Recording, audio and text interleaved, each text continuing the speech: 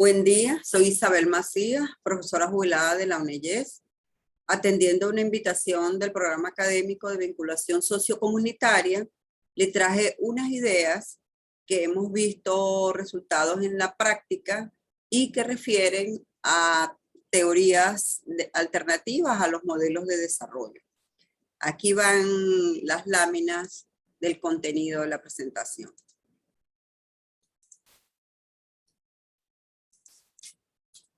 El título refiere a alternativa a los modelos de desarrollo rural.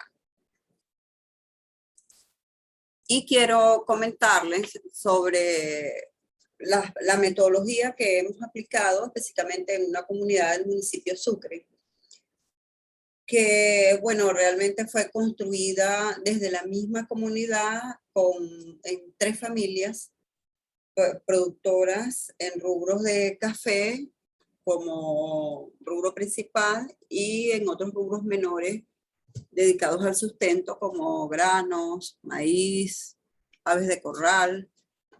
Bueno, la metodología que utilizamos fue basándonos en primer lugar en la búsqueda de respuesta a algunas preguntas clave que en sí representan inquietudes por necesidad también de, digamos, de sustento en los mismos predios.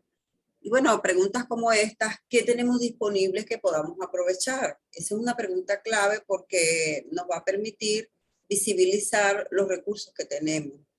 Normalmente algunos no los vemos en el día a día y no nos damos cuenta del potencial que ellos tienen. Pero también la manera de darnos cuenta de ese potencial es que sepamos que si los necesitamos o no, porque la necesidad es la que nos va a llevar a buscarlos. Al mismo tiempo que tenemos que saber si tenemos algún conocimiento para poder aprovechar esos recursos.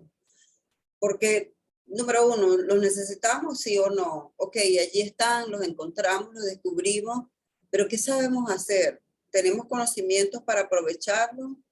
Y lo otro, ¿cuántos somos? Es muy importante esa pregunta porque precisamente las teorías en las que estamos soportando la innovación en los predios tiene que ver con el colectivo. O sea, no son trabajos individuales, son trabajos en colectivo. Son respuestas que surgen de conversaciones del día a día y conversaciones que se dan por necesidades de sustento.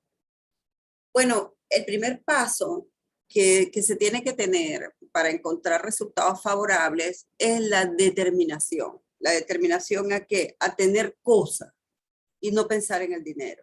Eso no es fácil, ¿verdad? No es fácil decir quiero tener cosas y no voy a pensar en el dinero. No quiero pensar en el dinero, pero el dinero se necesita para comprar cosas, prácticamente cosas de alimento. O sea, cuando yo digo cosas, vamos a referirnos a la alimentación. Son otras cosas, la ropa, la medicina, pero de momento pensemos en la alimentación como para digerir la idea.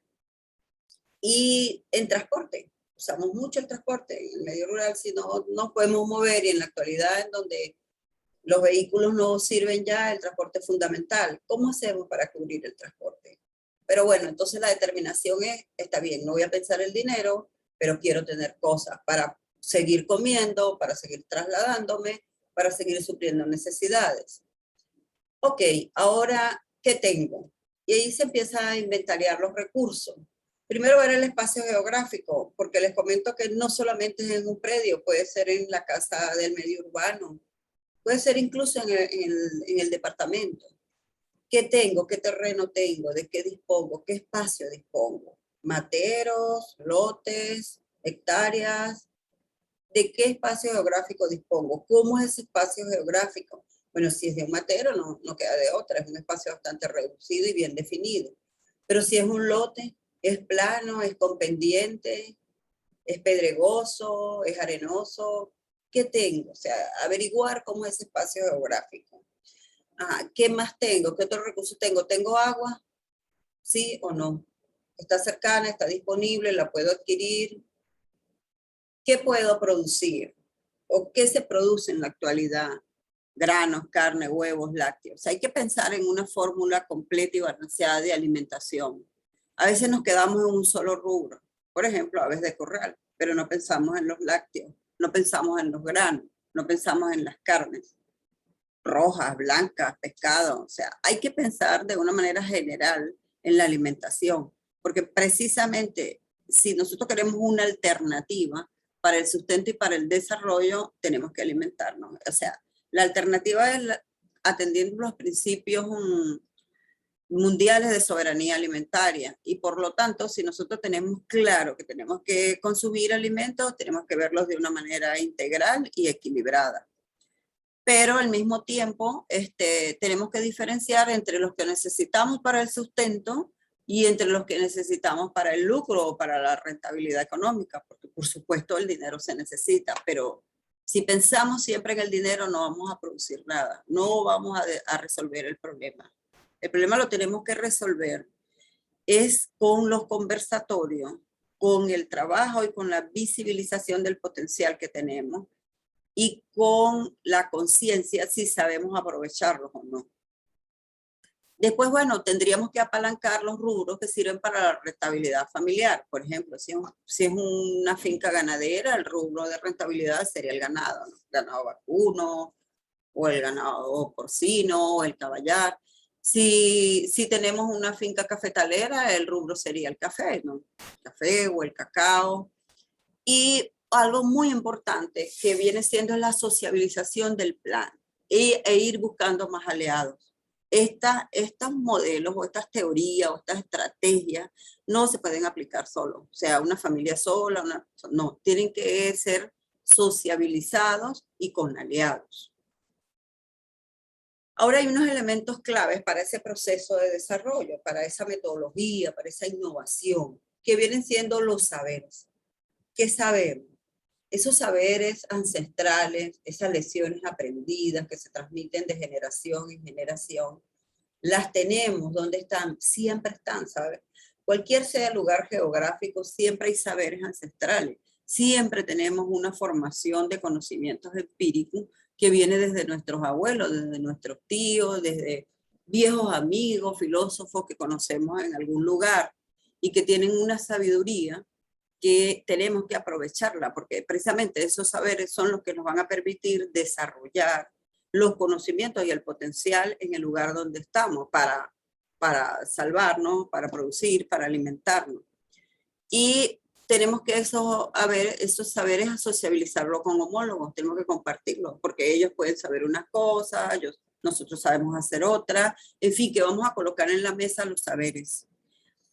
También tenemos que fragmentar la fuerza de trabajo, entendido el fragmentar como la divisoria, como vamos a dividir el trabajo. O sea, el trabajo no puede estar sobrecargado en una sola familia, no puede estar sobrecargado en una sola persona. El trabajo tiene que ser sociabilizado también y tiene que ser dividido para poder lograr el objetivo. Porque si hay demasiado trabajo, demasiado que hacer, y está en una persona, en un solo predio, en una sola empresa que quiere desarrollarse, no va a ser posible. Si todos tenemos un objetivo común, 3, 4 familias, y tenemos un trabajo definido que desarrollar, tenemos que hacerlo entre todos. Eso va a dar rendimiento y logro de metas que se han prefijado. Hay algo muy importante que es observar continuamente el desarrollo del proyecto, las actividades que se han hecho y además registrarlas. Tenemos que cada día subir a lo que estamos haciendo, observar y registrar. ¿Qué se hizo hoy? ¿Cómo va eso de acuerdo a las metas? ¿Logramos la meta para el día de hoy o no? ¿Qué falta? ¿Cuáles fueron las limitaciones? ¿Qué tendríamos que hacer? ¿Dónde hay más aliados? ¿A quién podemos asistir? Puede ser una institución, puede ser el mismo consejo comunal, pero siempre la respuesta tiene que salir del grupo que está montado en el proyecto. Otra cosa, hay que darle el valor correcto a la materia prima que hemos generado. Muchas veces trabajamos fuertemente en la producción. Muy bien, por ejemplo, el proyecto fue desarrollar el huerto, surtir a la comunidad, a nosotros mismos, al mercado cercano de hortalizas. pero una vez que se obtiene la hortaliza, no le damos el manejo post cosecha adecuado. Entonces atentamos contra la calidad. Y si no tenemos calidad, no vamos a ir al mercado. Esto es un punto que pudiese llevarse a una charla completa en el tema de calidad, en el tema de manejo pre y post cosecha. Pero solamente lo vamos a colocar aquí como una forma de que es un elemento muy importante a la hora de desarrollar estos proyectos comunitarios, si así se pudiesen llamar. Y igualito, si tendríamos que trabajar con la calidad, tenemos que trabajar con las estrategias para colocar nuestro producto al mercado. Dijo un científico, el mercado puede ser el renacer de un producto o puede ser su muerte.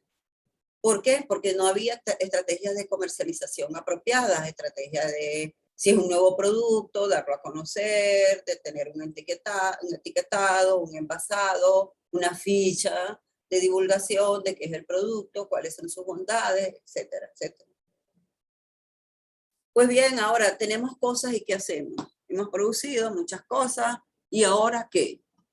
Necesitamos vivir, necesitamos desenvolvernos, ir a la escuela, el transporte. Bueno, entonces hay que empezar a hacer intercambio con homólogos.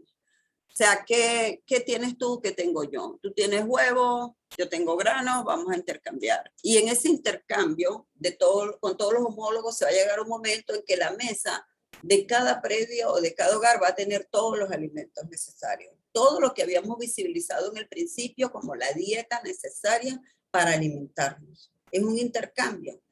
Al mismo tiempo que le vamos a dar valor a cada uno de esos rubros. Ah, bueno, ok, yo tengo los aguacates cuestan tanto. Un kilo de aguacate vale $1, o un litro de leche de cabra vale $2. ¿Cuánto está el pasaje? Está en $2. Bueno, ya tengo mi pasaje. Y así vamos a ir insertando el transporte hasta que se logre cubrir el transporte con los productos que tenemos. Bueno, en principio puede ser una lucha un poco, porque a lo mejor el transporte es lo que quiere el dinero, pero bueno, tenemos la opción de venderlo y tener el dinero, pero el fin es tener cosas y sacar el dinero, que es el mal que nos tiene vuelto locos acá en el país. Por supuesto, también con los productos, como lo dije, ya podemos tener ingresos monetarios, podemos vender. Nunca dejar de hacer la conversatorio entre homólogos, porque tenemos que cada día ir ideando estrategias de venta. Si el mercado queda lejos, ¿cómo hacemos para vender? ¿Quién va? ¿Qué vehículo está? ¿Quién consigue la gasolina? Eso, la única manera es intercambiándolo y conversándolo entre todos.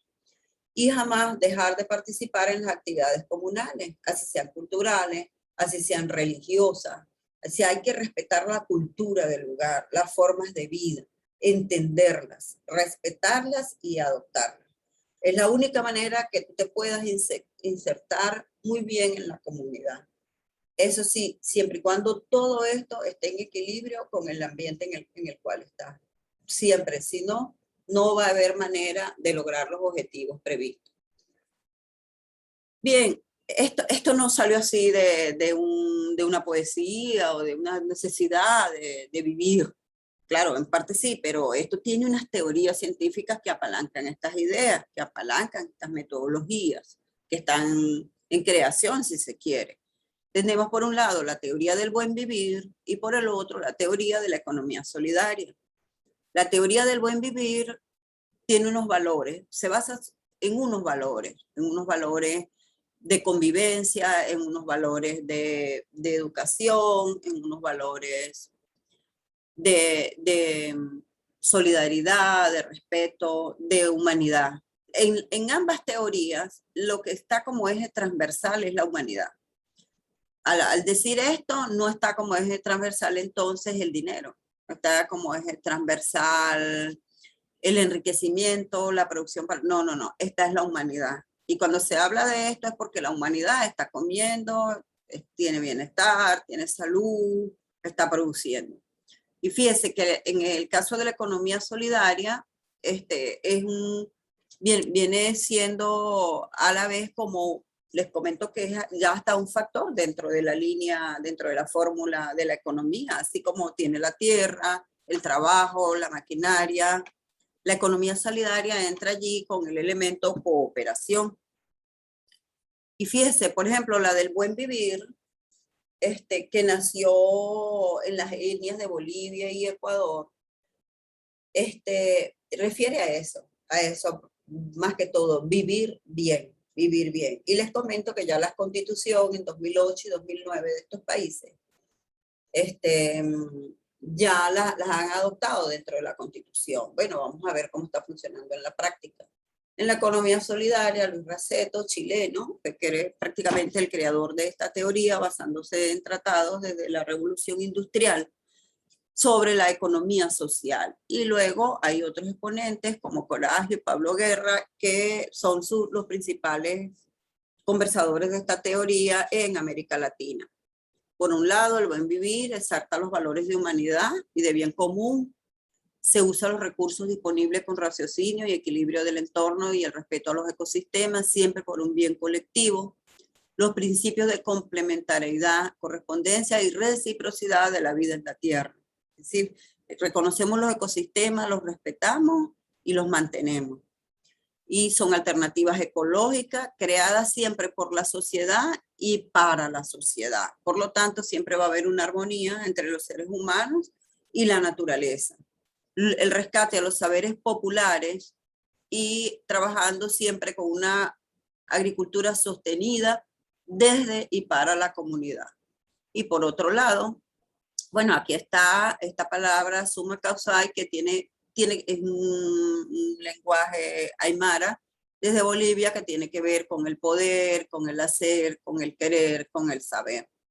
Y la economía solidaria, pues también sus actividades de producción se fomenta la democratización de la economía impulsada por la sociedad comunitaria. Todas las organizaciones están involucradas sin distingo de raza, colores, género, etnia. Solamente basta con que haya una organización y entran dentro de los proyectos de desarrollo comunitario, siempre bajo principios de solidaridad, cooperación, con un pleno empleo, con un equilibrio con el entorno, con una igualdad de género. Y como les dije, la cooperación viene a ser ahora un factor tan igual, con el mismo peso que tiene la tierra, que tiene la maquinaria, que tiene el trabajo, dentro de la fórmula de la teoría económica. Bueno, muchas gracias y estoy a la orden.